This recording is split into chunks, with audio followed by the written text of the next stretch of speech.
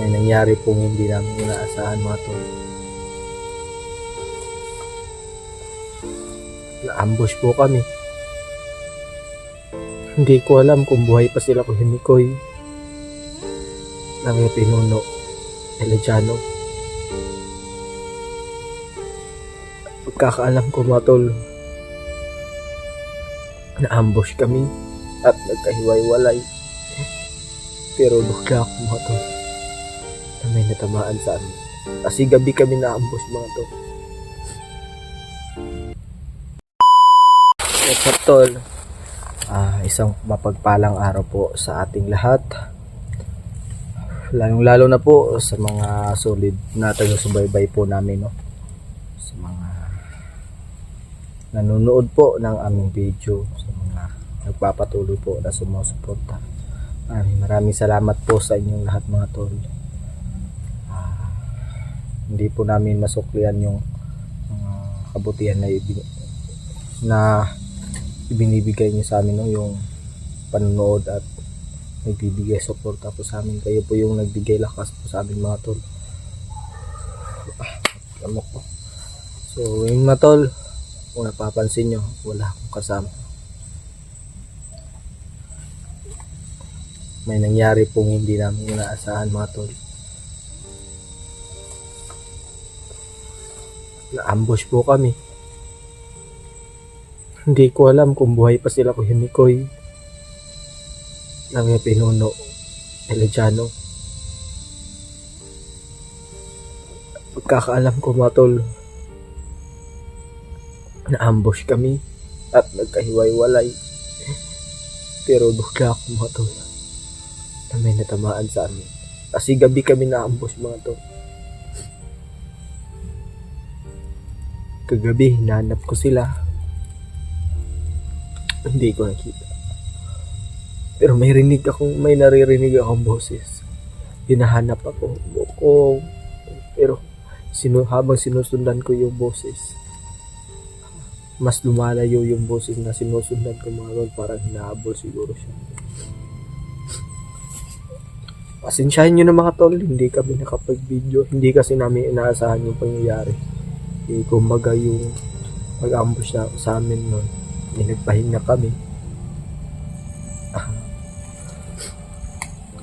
At hindi namin talaga inasahan kasi yung akala namin na safety na area, pero hindi pala. Kasi yung ginagawa namin noon mga tol, kaya kami nangyari yung ganun na pangyayari.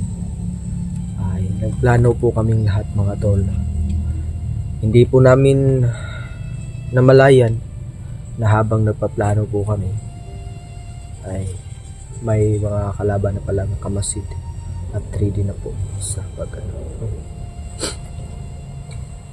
So muli na naman tayo nag-iisa mga tol.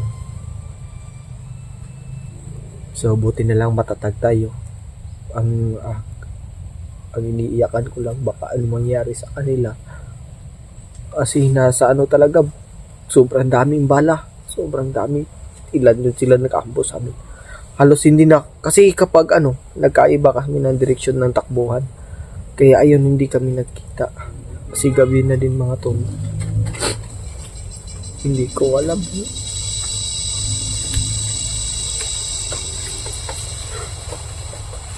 Lord,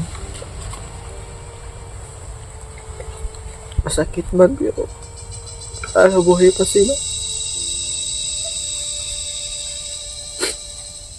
Sana buhay pa sila kay Pinuno, sila Jano, si Kuya Mikoy.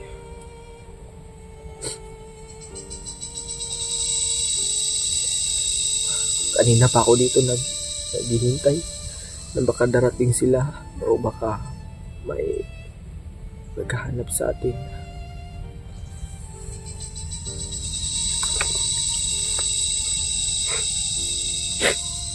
Lord, hindi naman sana walan ako ng pag-asa mga tol.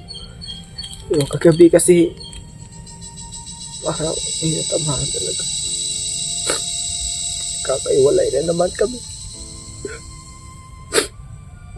Hindi pa namin natapos yung mission.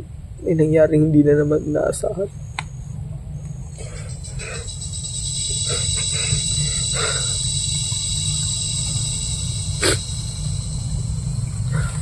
Lord.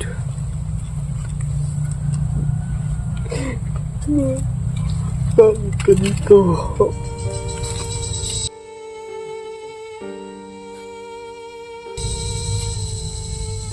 Gusto lang po namin mabawi yung pamilya ni Chano, pero ito yung biglaw. Naku.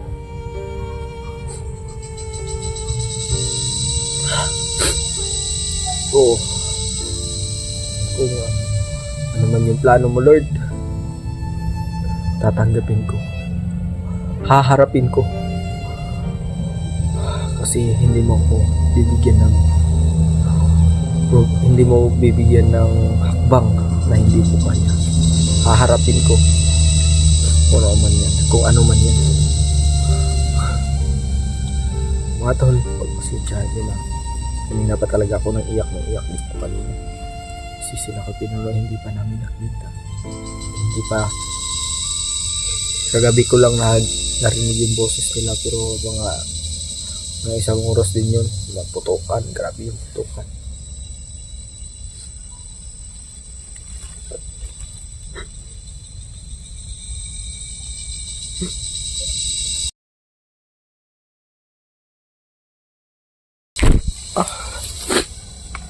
Tol.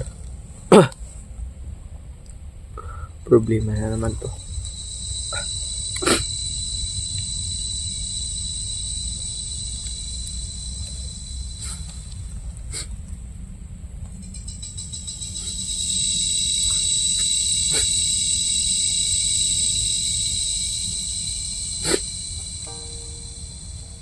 Hindi ko alam kung magpapatuloy pa ba ako.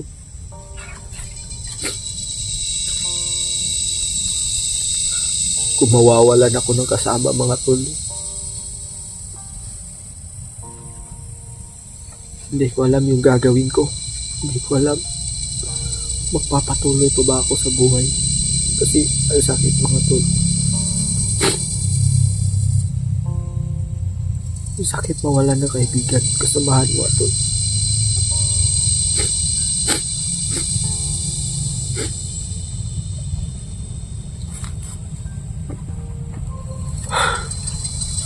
Patawad, mga tol. Gusto ko lang ilabas yung nararamdaman ko. Wala namang masama sa umiyak. Basta't lalaban tayo. Kasi yung pag-iyak, mga tol, isa din yan sa solusyon ng problema.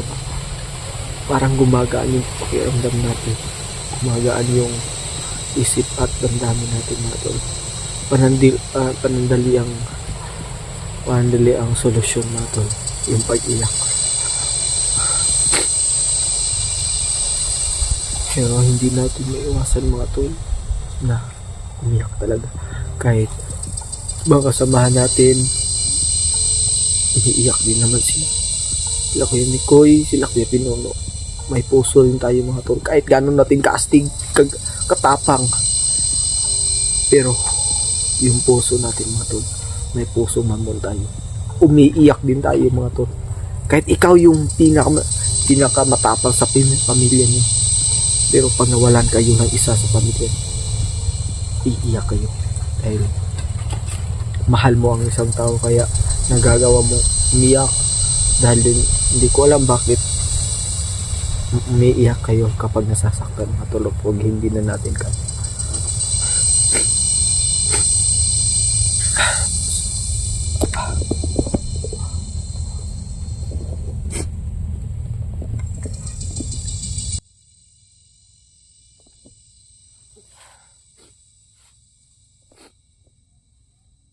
Sadyahan nyo na, mga tol.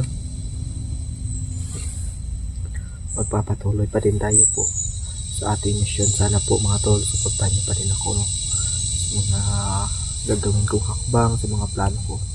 Patuloy tayo, mga tol. Kasi nandito na tayo.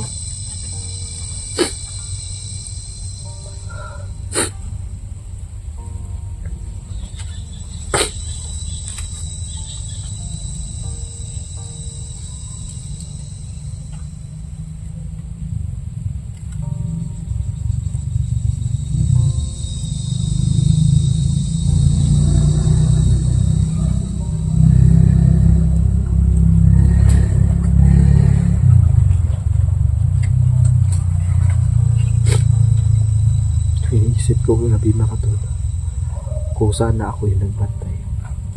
Habang sila nagpaplano, hindi sana kami ma-ambush. Pero nakatoto kasi kami. Habang nagpaplano, yun. Hindi namin namalayan na may nakabantay na pala sa amin.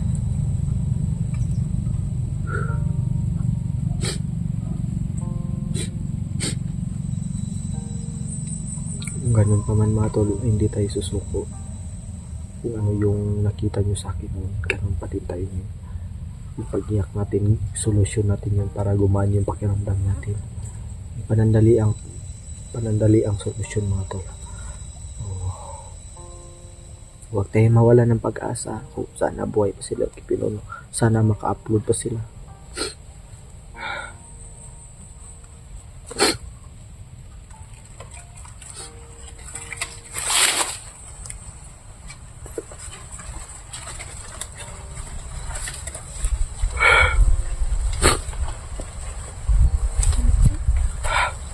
Ngayon lang ulit ako umiyak mga tol. Sa dami namin pinagsamahan nila kay Mikoy, Pinuno, Jano.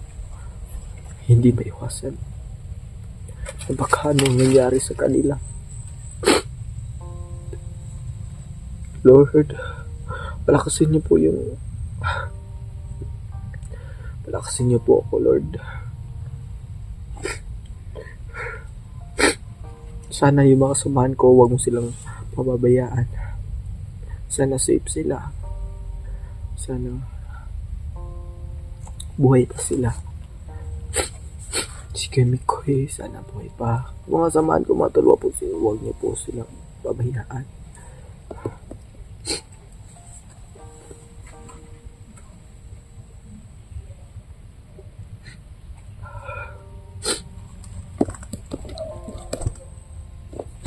Yun lang mga tol.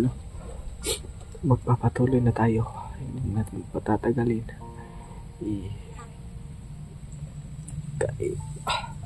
Tama nang iyak. Focus na tayo sa mission natin. Focus na tayo mga tol sa mission natin. Sa ngayon yung mission natin, hanapin yung mga kasamahan natin. Hanapin si Mikoy, si Pinuno, si Jano. At pagkatapos, pagbuo na ulit kami, doon na kami sentro sa pamilya ni Jano mga tol. Hindi tayo mawawala ng pag-asa dahil palagi na itong isinusurrender yung sarili natin sa Panginoon mga tol. Huwag tayo mawala ng pag-asa, tiwala lang. So yung plano ko ngayon mga tol, pahinga, mag-ipon ng lakas, maghanap ako ng pagkain ngayon. Paubos na din yung load ko. Iwan ko kung ma-upload ko pa ito mga tol. Kasi wala na tayong load. Hindi kasi kasya yung ilang lang na load. Kasi bawat video na ina-upload namin, magko-consume yan ng 3 GB na load mga tol. Ano natin sa pera, 30 pesos kada video. Kasi 3 GB yung G's. 1 GB yan, 2 GB, 20. So, ang bilis mawalan ng load. Kaya iwan ko, ma-upload ko to. Pasensya nyo na mga tol. Umiyak tayo.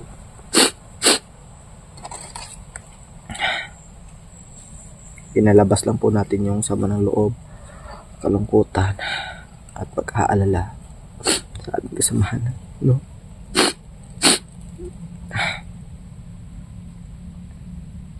Sana po mga tol, kung makapag-upload silang video, i-PM nyo po sa akin, i-share nyo po yun sa akin yung video para magtuntun ko po kung saan sila banda.